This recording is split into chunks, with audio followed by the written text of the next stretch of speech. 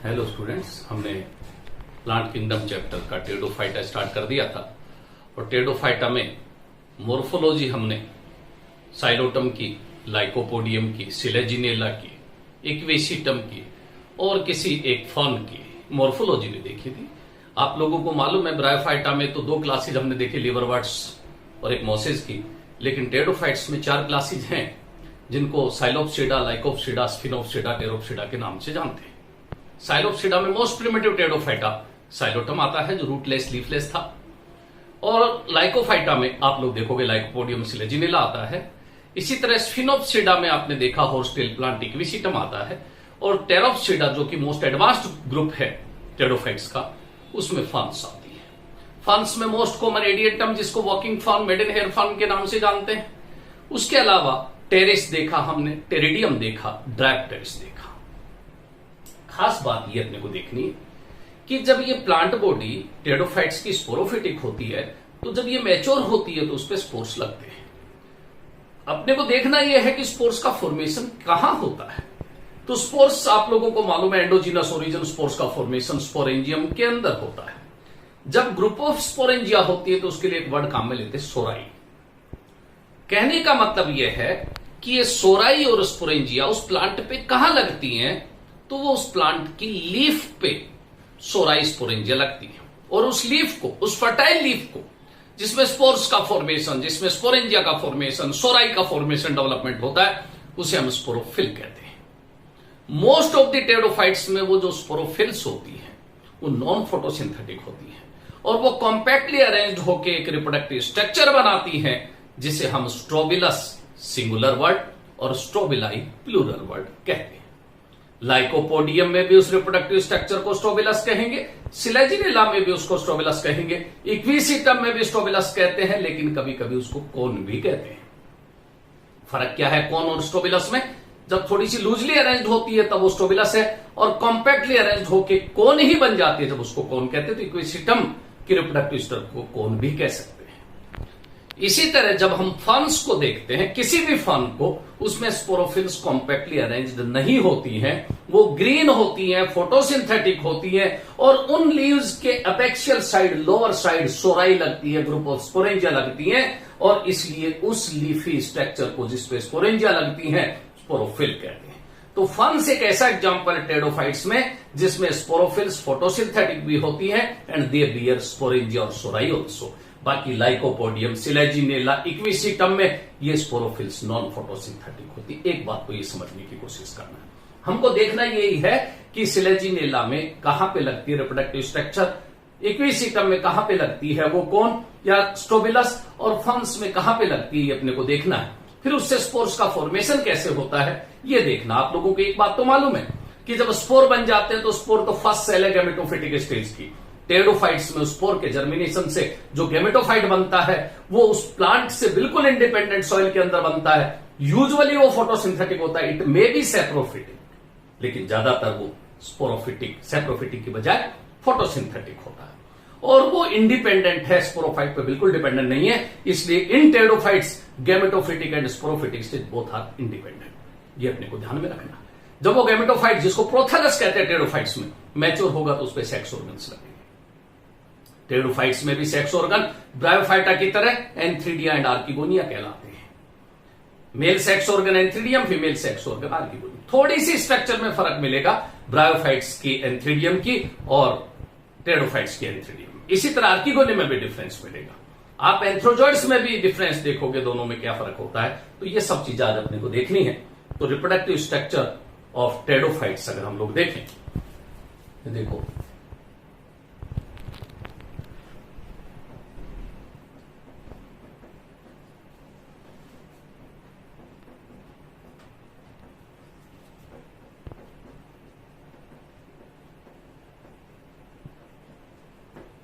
Reproductive structure से बिल्कुल confuse मत हो जाना, ये सेक्स ऑर्गन की बात नहीं हो रही, ये वो रिप्रोडक्टिव स्ट्रक्चर है जिसमें स्पोर्स का फॉर्मेशन होता है। जैसे लाइकोपोडियम की जब बात करते हैं या सिलेजिनेला की बात करते हैं तो रिप्रोडक्टिव स्ट्रक्चर को हम स्टोबिलस कहते हैं। लेकिन जब इक्विसिटम की बात होती है तो रिप्रोडक्टिव स्ट्रक्चर को स्टोबिलस या फिर कोन भी कहते हैं। जब हम सारी फर्न्स की बात करते हैं, कोई सी भी फर्न हो चाहे, तो वहां पे रिप्रोडक्टिव स्ट्रक्चर को स्पोरोफिल कहते हैं। और ये जो स्पोरोफिल है उसकी कोई डेफिनेशन पूछे व्हाट इज स्पोरोफिल, तो आपको बोलना लीफ बियरिंग स्पोरेंजिया और ग्रुप ऑफ स्पोरेंजिया।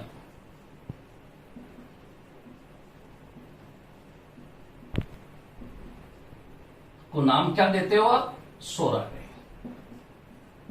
तो लीफ बियरिंग सोराई और sporangia is known as sporophyll. When these sporophylls arranged compactly, they form a cone-like structure, तो उसको स्टोबिलस कह देते हैं। ये देखो, अगर ये स्पोरोफिल्स कॉम्पैक्टली अरेंज्ड हो जाएं और कैसे स्ट्रक्चर बना लें, कोन लाइक स्ट्रक्चर, तो उसको हम स्टोबिलस कहते हैं। फॉर एग्जाम्पल देखना, मैंने आप लोगों को ऐसे सिलेजिनेला के स्टेम का डायग्राम बनाया था, ये ब्रांचेस बनाई थी। अगर आप लोगों को याद हो, मैंने कहा था कि इस पे ये लीव्स लगी होती हैं, लेकिन इसके टर्मिनल एंड पे मैंने ये रिप्रोडक्टिव स्ट्रक्चर्स बनाई थी। ये देखना, पिछले डायग्राम में मैंने इस तरह की रिप्रोडक्टिव स्ट्रक्चर बनाई थी। ये है क्या रिप्रोडक्टिव स्ट्रक्चर? ये स्टोबिलस ही तो है। ये रिप्रोडक्टिव स्ट्रक्चर स्टोबिलस ही है। अगर मैं इस रिप्रोडक्टिव स्ट्रक्चर स्टोबिलस को देखूं, प्लूरल इसका स्टोबिलाई है। इसी तरह अगर मैं कहूं कि इक्विसिटम का देखना, तो याद करो इक्विसिटम का ऐसा मैंने स्टेम बनाया था, अगर याद हो तो। ये अंडरग्राउंड स्टेम ही है। मैंने इसको क्लियरली नोड्स इंटरनोड्स में डिफरेंशिएट किया था। मैंने कहा था स्टेम पे रिब्स हैं। मैंने ये बात भी बताई थी कि हर एक नोड पे ऐसी स्केली लीव्स मिलती है, ये भी बताया था। जब ये मैच्योर होता है तो इसके टर्मिनल एंड पे यहां पे रिप्रोडक्टिव स्ट्रक्चर लगती है, और वो रिप्रोडक्टिव स्ट्रक्चर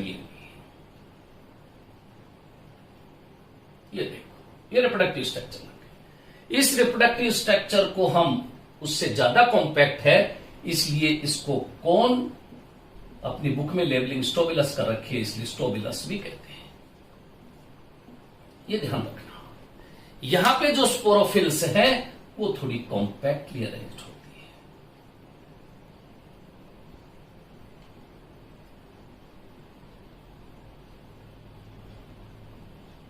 ये कॉम्पैक्टली अरेंज्ड स्पोरोफिल्स है। ये तो इस तरह से रिप्रोडक्टिव स्ट्रक्चर्स लगेगी। इंपॉर्टेंट चीज ये हो गई। अगर मैंने फर्न्स की बात करी है, कोई से भी फर्न हो भले, उसकी फर्न की जो स्ट्रक्चर आप लोगों ने देखी, लीफ की मॉर्फोलॉजी देखी, मोस्टली पिनेटली होती है, और पिनेटली कंपाउंड लीफ में लीफ के सेगमेंट को हम लीफलेट कहते हैं। अगर मैं एक लीफलेट लेता हूं, देखना,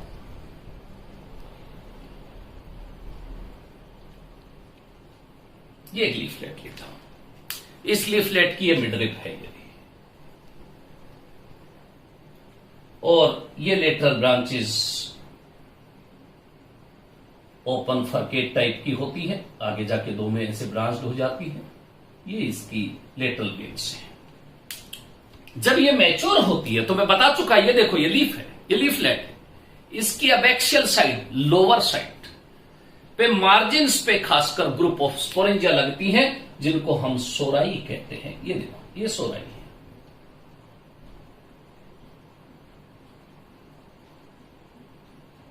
ये पूरे लीफलेट पे सोराई है। ये देखो, इसलिए ये जो स्ट्रक्चर बनी, ये अब क्या कहलाती है? स्पोरोफिल। ये क्या लग गई इस पे? सोराई। Group of sporangia is सोराई।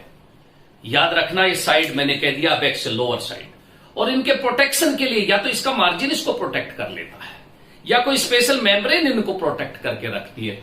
उस प्रोटेक्टिंग स्ट्रक्चर को, जो सोराई को प्रोटेक्ट करके रखती है, कई एमसीक्यूज में आए तो बोलना इंडूशियम कहते हैं। इंडूशियम क्या है? ये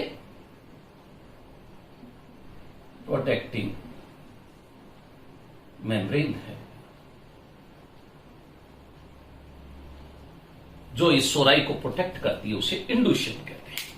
अब एक चीज क्लियर हो गई अपने पास कि कोई सा भी टेरिडोफाइटा हो, जब वो मैच्योर होगा तो उस पर रिप्रोडक्टिव स्ट्रक्चर्स लगेंगे। ये रिप्रोडक्टिव स्ट्रक्चर क्या कहलाती है? चाहे लाइकोपोडियम हो, चाहे सिलेजिनेला हो, इस रिप्रोडक्टिव स्ट्रक्चर को हम स्ट्रोबिलस कहते हैं। अगर मैं इस इक्वेसिटम को देखूं, इस स्ट्रोबिलस को देखूं या इस स्पोरोफिल को देखूं, तो आप लोग देखोगे कि कैसे लगी होती है। मैं इसका सेक्शन काट के दिखाऊं आपको कि कैसे स्पोरेंजिया लगी होंगी। मैं इसका एलएस लॉन्गिट्यूडनल सेक्शन काट के दिखाऊं कैसे अरेंज होती होंगी स्पोरोफिल्स। तो एक बार मैं इस सिलेजिनेला का आप लोगों के सामने, क्योंकि इंपॉर्टेंट है, सीड हैबिट शो करता है, हेटेरोस्पोरी प्लांट है, अगर इसकी इस स्ट्रोबिलस का मैं लॉन्गिट्यूडनल सेक्शन एलएस आप लोगों के सामने काट के बताऊं तो ये सेंट्रल एक्सिस दिखती है। तो इसकी सेंटर में इस तरह की एक्सिस दिखती है और इस एक्सिस के अराउंड स्पोरोफिल्स होती हैं जो कॉम्पैक्टली अरेंज्ड होती है। देखो कैसे, ये स्पोरोफिल्स दोनों तरफ।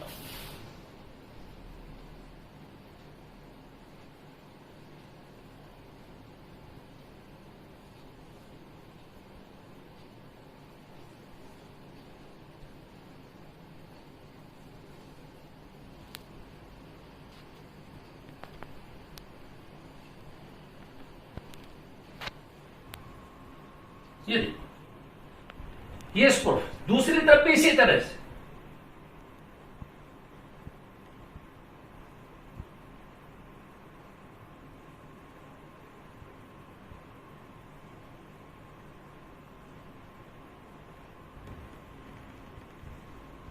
ये देखो बिल्कुल इस तरह से स्पोरोफिल पूरी, ये को मैंने इसका एलएस काट दिया, लॉन्गिट्यूडनल सेक्शन काट। ये आपको सेंट्रल एक्सिस दिख रही है और इसके अराउंड ये स्पोरोफिल्स हैं जो सारी ये स्पोरोफिल्स अरेंज्ड है।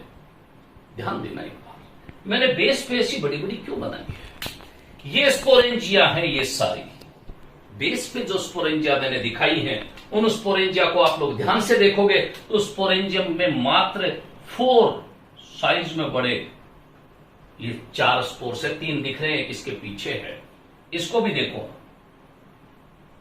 ये 4 स्पोर्स दिख रहे हैं। They are large in size but less in number. ऊपर की तरफ जितने भी दिख रही हैं वो देखो माइक्रोस्पोरेंजिया है, वहां पे spores are many but small in size.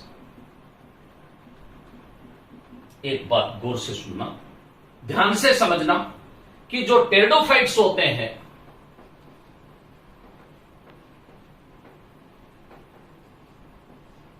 वो ब्रायोफाइट्स की तरह ही होमोस्पोरस टाइप के होते हैं। होमोस्पोरस का मतलब all spores which are formed inside sporangium are same type. ऐसे टेरिडोफाइट्स जिसमें केवल एक ही टाइप के स्पोर्स बनते हैं वो होमोस्पोरी कहलाते हैं, उस कंडीशन को होमोस्पोरस कहते हैं। बट 9 टेरिडोफाइट्स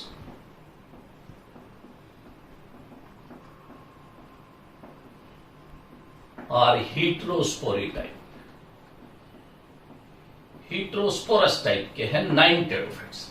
आपको नहीं करने वो 9 याद, लेकिन कई बार ऐसा जरूर पूछते हैं कि सिलेजिनेला है वो कैसा है, फंस है वो कैसी है, होमोस्पोरी या हीट्रोस्पोरी, इक्विसिटम है ये होमोस्पोरी या हीट्रोस्पोरी, जब जरूर आप लोगों को याद रखना।